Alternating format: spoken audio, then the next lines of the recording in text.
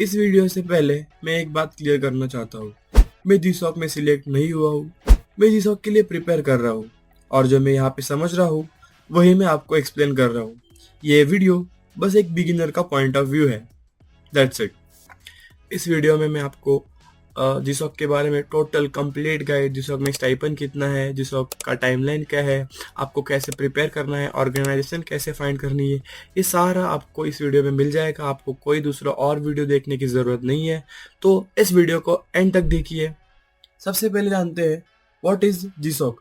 Google summer of code या GSoC एक global programme है। इसमें कंट्रीब्यूटर ओपन सोर्स ऑर्गेनाइजेशन के साथ काम करते हैं।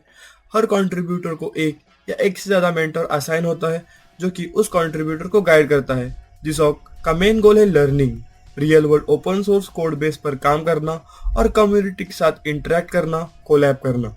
बहुत से लोगों के मन में एक डाउट आता है, क्या जीसॉक एक इंटर्नशिप प्रोग्राम है? तो ऐसा नहीं है। बहुत से लोगों को लग सकता है कि ये एक इंटर्नशिप प्रोग्राम है, बट एक्चुअल में जीसॉक सबसे ज़्यादा फोकस सिर्फ और सिर्फ लर्निंग पे करता है। जीसॉक का फोकस ना ही रिज्यूमे में होता है ना ही स्टाइपेंड में होता है। जीसॉक का सबसे मेन मोटिव है लर्निंग। अगर आपको लर्निंग करनी है तो आप बिंदास्त जीसॉक में पार्टिसिपेट कर सकते हो, बट आपका मोटिव सिर्फ और सिर्फ स्टाइपेंड या फिर रिज्यूमे में ऐड करने के लिए सर्टिफिकेट इतना ही है तो आपको जीसॉक क्रैक करने में बहुत सी दिक्कतें आ सकती है। अगर आपको जीसॉक को सिंपल वर्ड्स में समझना है तो ये 3 लोगों के बीच का एक प्रोसेस है, जिसमें गूगल जो कि ये प्रोग्राम ऑर्गेनाइज करता है, कंट्रीब्यूटर्स जो कि कंट्रीब्यूट करते हैं, and last one is organisation जो कि ओपन सोर्स प्रोजेक्ट लाते हैं जिनमें कंट्रीब्यूटर मतलब स्टूडेंट्स या कोई भी बिगिनर उनमें कंट्रीब्यूट करता है। चलिए अब बात करते हैं जीसॉक के फुल प्रोग्राम टाइमलाइन के बारे में। इसमें सबसे पहला स्टेप आता है ऑर्गेनाइजेशन एप्लीकेशन पीरियड।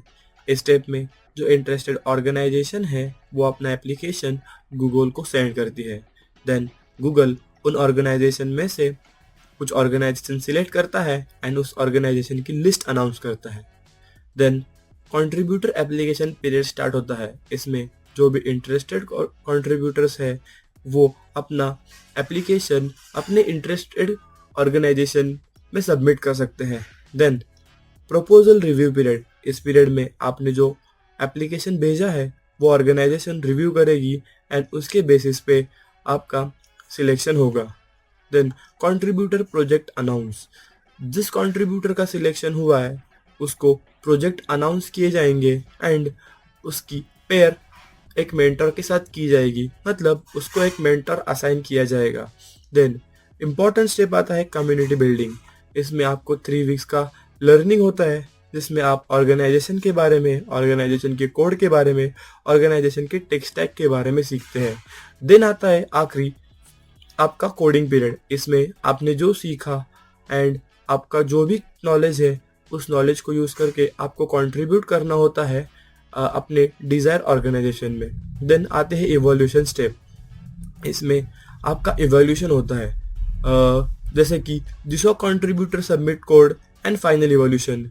जो आपने कोड किया है, जो आपने कंट्रीब्यूट किया है, उसका फाइनल कोड आप अपने मेंटर को सबमिट करते हो।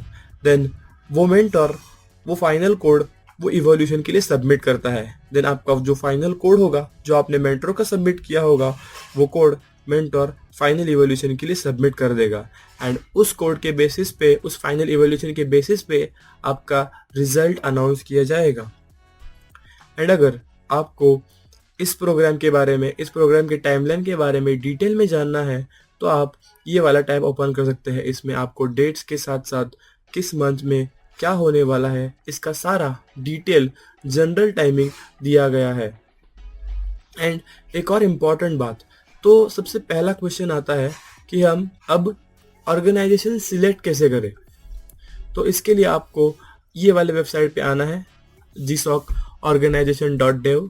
इसमें आपको ऐसी ही ऑर्गेनाइजेशन सिलेक्ट करनी है जो लास्ट के 5 साल जीसॉक में पार्टिसिपेट कर रही है। तो यहाँ पे आपको एटलीस्ट 5 चेक बॉक्स सिलेक्ट करने हैं। देन आप किस फील्ड में काम करना चाहते हो। फॉर एग्जांपल यहाँ पे मैं काम करना चाहता हूँ एंड यूजर एप्लीकेशन में, तो यहाँ पे मैं ये सिलेक्ट करूंगा। देन आपका टेक स्टैक क्या है, आपको किस फील्ड में नॉलेज है एंड आपको किस फील्ड में कंट्रीब्यूट करना है, उस हिसाब से आपको यहाँ पे लैंग्वेज सीखना पड़ेगा एंड जो आपको कंट्रीब्यूट करना है वही आपको सिलेक्ट करना है, आपको जो नहीं आता वो उसे बिल्कुल भी सिलेक्ट करना नहीं है, क्योंकि this is G SoC and उसको करना लेजिटमेट हार्ड है।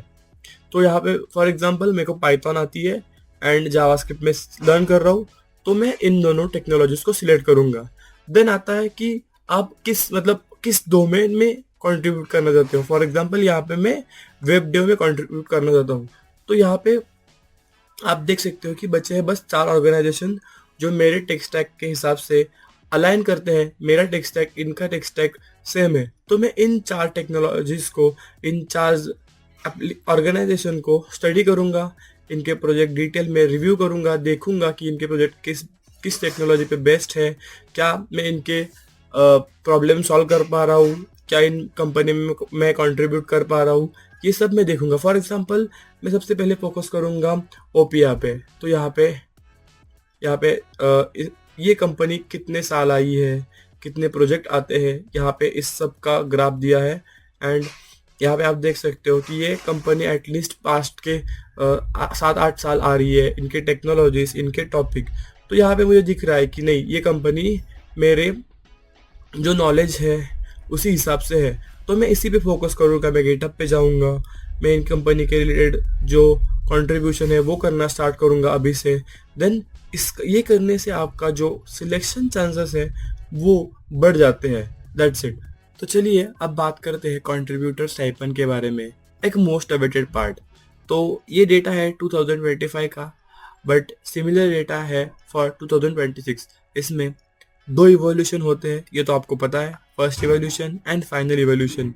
फर्स्ट इवोल्यूशन को आपको 45% स्टाइपेंड का अमाउंट पेड किया जाता है, एंड फाइनल इवोल्यूशन में आपको 55% आपका स्टाइपेंड का अमाउंट पे किया जाता है। एंड ये स्टाइपेंड का अमाउंट आपके लोकेशन पे डिसाइड होता है। फॉर एग्जांपल हम इंडिया से बिलोंग करते हैं, तो यहाँ पे हम इंडिया देखते हैं। यहाँ पे इंडिया में जो स्मॉल साइज प्रोजेक्ट है उसके लिए $750, जो मिड साइज प्रोजेक्ट है उसके लिए $1500, एंड जो लार्ज साइज प्रोजेक्ट है उसके लिए $3000। तो आप इसको इंडियन करेंसी में कन्वर्ट तो कर ही सकते हैं। तो ये एक फैक्टर है जो हमें मोटिवेट करने के लिए काफ़ी है। And that's all. Stay tune for next video. ऐसी आपको अपडेट्स जीसॉक के बारे में इस चैनल पे मिलती रहेंगी, एंड मेरी जर्नी का ऑनेस्ट रिव्यू आपको इस चैनल में हमेशा आएगा। तो लर्न विथ मी।